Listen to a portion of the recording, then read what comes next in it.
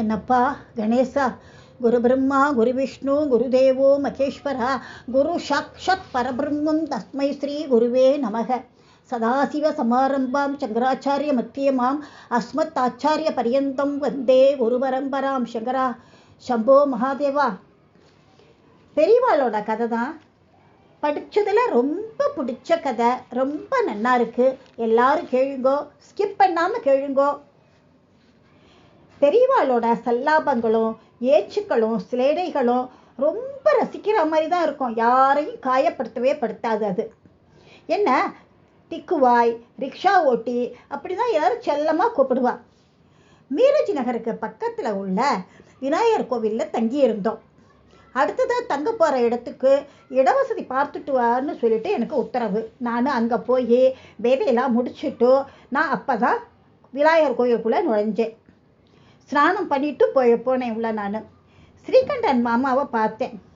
உடனே அவர், நேற்று ராத்திரியிலேருந்து பச்சை தண்ணி கூட குடிக்கலை பெரியவா, பால் பழம் தொடமாட்டேங்கிறா, நாங்கள் கெஞ்சி பார்த்துட்டோம், எந்த பிரயோஜனமும் இல்லை. நீ சின்ன குழந்தையா, நீ கேட்டால் பெரியவா சாப்பிட்றாளோ என்னமோ, நீ அப்படின்னு சாப்பிட்றேன்னு சொல்லலாம், நீ போய் கேளு அப்படின்னு சொல்லிட்டா. நான் போய் பெரியவாளுக்கு நமஸ்காரம் பண்ணிவிட்டு நான் போயிருந்த இடத்துல அவள் எல்லாரும் கொடுத்த பழங்கள் எல்லாம் அவர்கிட்ட சமர்ப்பணம் பண்ணிட்டேன். பெரியவா என்னை பார்த்து, சாப்பிட்டியா அப்படின்னு கேட்டார். இல்லை அப்படின்னு தலையாட்டினேன். நீ போய் சாப்பிடு போ அப்படின்னு சொல்லிட்டார்.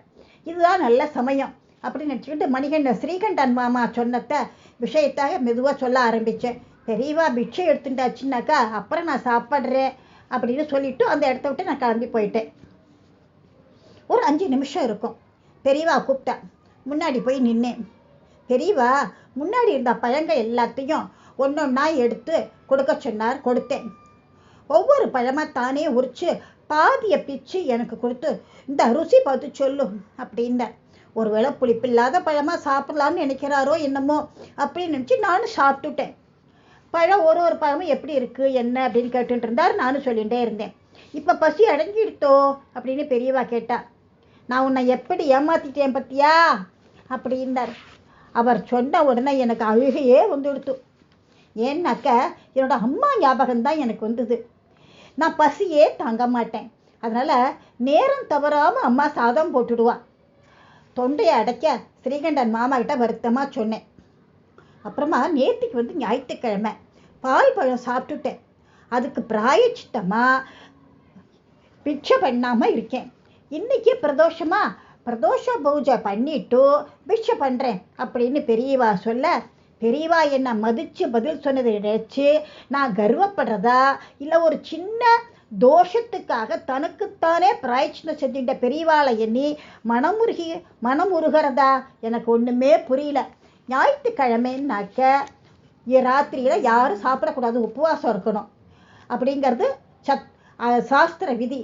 அதனால் அன்றைக்கி சூரிய அஸ்தமனத்துக்கு முன்னாடியே ஏதாவது ஆகாரம் பண்ணிவிடுவோம் எல்லாரும். ஸ்ரீமரத்தோட நடைமுறை இது.